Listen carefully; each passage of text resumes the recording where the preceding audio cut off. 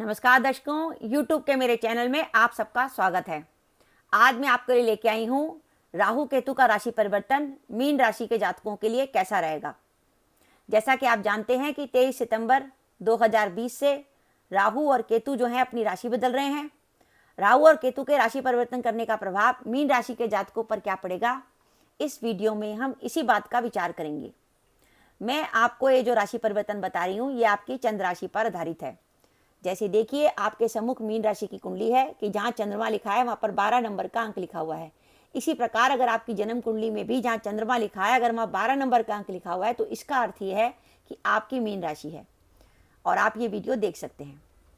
Mean राशि के जातकों के लिए राहु केतु का राशि परिवर्तन क्या प्रभाव देगा, इसमें सबसे पहले हम देखें कि अभी तक मीन राशि के लिए राहु और केतु कहाँ चल रही थी।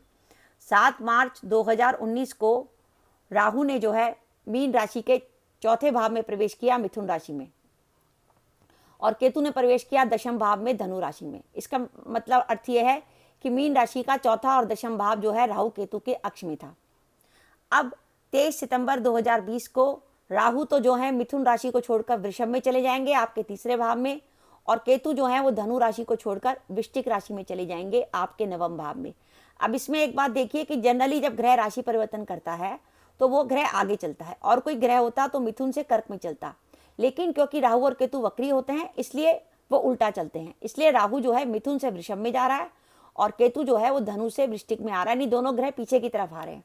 तो इसका अर्थ ये हुआ कि ये राशि परिवर्तन है कि अब जो राशि परिवर्तन होगा 23 सितंबर 2020 से, उसमें राहु तो आपके तीसरे भाव में चलेंगे और केतु जो है भाग्य भाव में चलेंगे।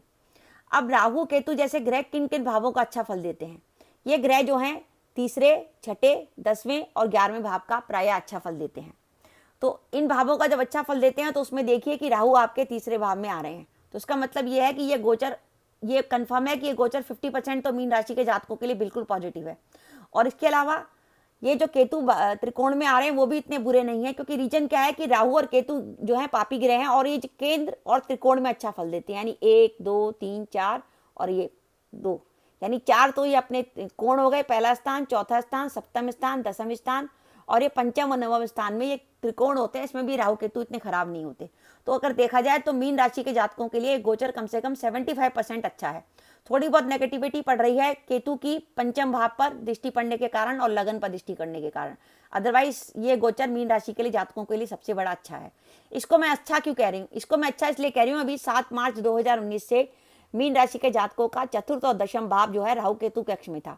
राहु केतु के अक्ष में भाव होने का अर्थ है कि आप जैसे एक सांप के घेरे में आ गए, कि सांप ने अपना, सांप का मुंह यहाँ था और पूंछ यहाँ थी, तो जैसे सांप ने आपको जकड़ लिया, यही स्थिति आपकी थी कि आप अपने काम को करने का जितना प्रयत्न कर रहे थे, जितनी कोशिश कर रहे थे, उतने आपको रिजल्ट नहीं मिल रहे थे। आप खूब कोशिश करते थे तो जाके आपको 30% 40% रिजल्ट मिलते थे, यानी काम का आपको रिजल्ट ही नहीं मिल रहा था, आप इतनी मेहनत कर रहे थे और तब आप सोचते थे कि ऐसा क्या हो रहा है कि मुझे काम का रिजल्ट नहीं मिल रहा। और इसके साथ ही ऐसा हो सकता है कि आपके लंबे समय से 1-1.5 साल से जो राहु केतु का 18 महीने का गोचर रहता है, हो सकता है आपके लंबे समय से कोई कार्य लंबित हो, पुराने कार्य हों जिनको आप करना चाहते हो, तो अब वो कार्य जो हैं उन कामों में बहुत तेजी होगी। अब आपका चतुर्थ और दशम भाव राहु केतु के अक्ष से हट गया, वो बड़ी तेजी से अपना काम कर पाएंगे। तो सबसे बड़ी पॉजिटिव बात यह है कि राहु केतु का आपके चतुर्थ और दशम भाव से हटना। अब हम देखें कि तीसरे भाव का राहु सबसे पहले आपको क्या देगा। तीसरे भाव का राहु आपको देगा धन लाभ। धन लाभ कैसे, राहु की दृष्टि आपके लाभ भाव पर है और राहु की दृष्टि आपके नवम भाव पर भी है। ये दोनों जो है लक्ष्मी स्थान है, 1, 2, 3, 4, 5, 6, 7, 8, 9। तो अचानक आपको धन लाभ होने की संभावना बन सकती है। जैसे आप कोई बिजनेस करते हैं, व्यापार करते हैं या कहीं जॉब कर रहे थे, हो सकता है आप कोई नई जॉब बदल लें, पर जो आप जॉब बदलेंगे वो जॉब आपके जिस स्थान पे आप रह रहे हैं उससे दूर होगी, क्योंकि राहु जो है आपके चौथे से 12वें गए हैं, तो उस स्थान से दूर होगी। और इस समय अगर आपको कोई ट्रांसफर बनने की पोजीशन भी बनती है तो वो आपका थोड़ा सा दूरी वाले स्थान पर होगा, क्योंकि वो ट्रांसफर आपको घर से दूर ले जाएगा, कि चौथे से 12वें बैठे हैं राहु, इसका थोड़ा ध्यान रखिएगा। पर धन लाभ आपको होगा, पैसे का आपको फायदा करेंगे। भाग्योदय होगा क्योंकि राहु केतु के अक्ष में भाग्य भाव आ गया, और राहु जो है अचानक जो है आपको भाग्योदय कराने में सक्षम होते हैं। विशेषकर 42 वर्ष की उम्र में राहु और केतु अचानक भाग्योदय कराते हैं।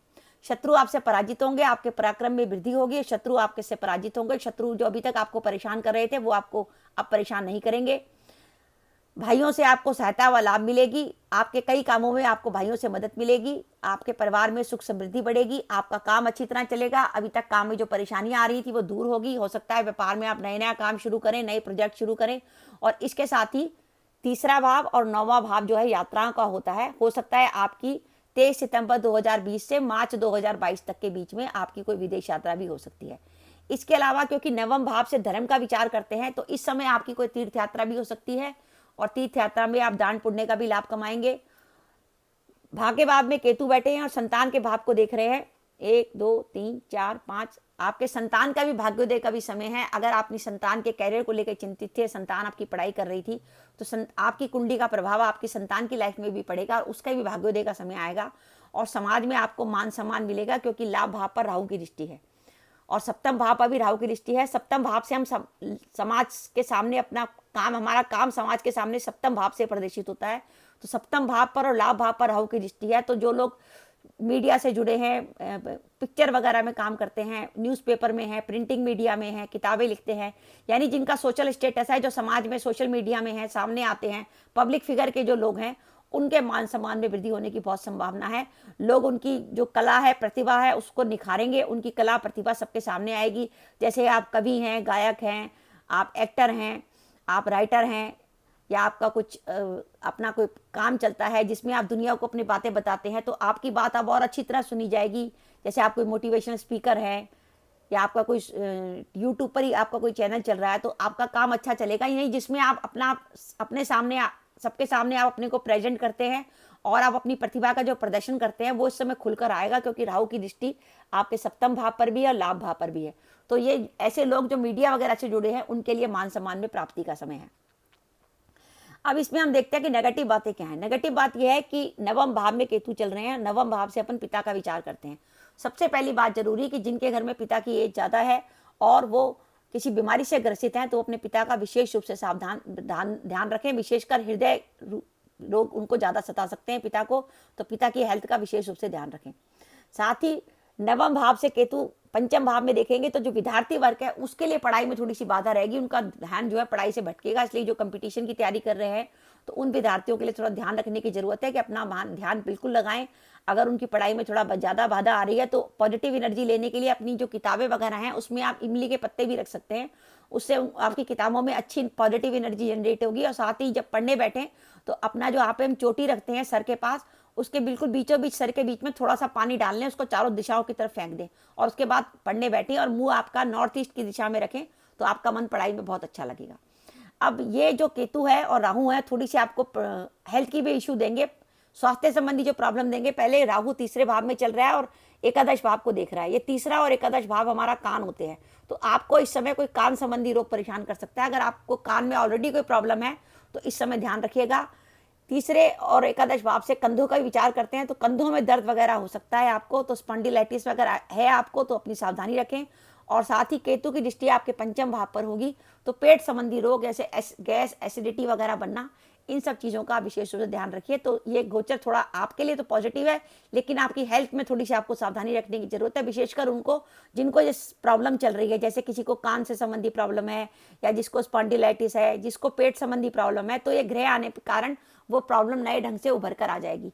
अगर ये ग्रहों की आपकी दशा अच्छी चल रही होगी तो ये प्रॉब्लम ज़्यादा परेशान नहीं करेगी। लेकिन अगर आपकी दशा भी नेगेटिव ग्रहों की चल रही होगी, ऐसे ग्रहों की चल रही होगी जो आपके छठे 8वें 12वें हैं, यानी आपके सूर्य की, शुक्र की या आपकी शनि की दशा चल रही होगी, तो ये प्रॉब्लम आपको ज़्यादा परेशान कर सकती है।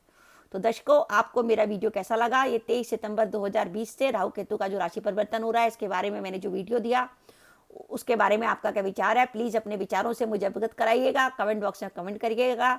इसके साथ ही दर्शकों, अपना वीडियो समाप्त करने से पहले मेरी आप सबसे प्रार्थना है कि अगर आपने मेरा चैनल अभी तक सब्सक्राइब नहीं किया तो कृपया मेरा चैनल सब्सक्राइब कर दें, साथ ही बेल आइकन को भी दबा दें, जिससे जब भी मैं अपने वीडियो अपलोड करूं उसके नोटिफिकेशन आपको मिल जाए और आप मेरा वीडियो देख सकें। इसके साथ ही नमस्कार दर्शकों, जय माता दी।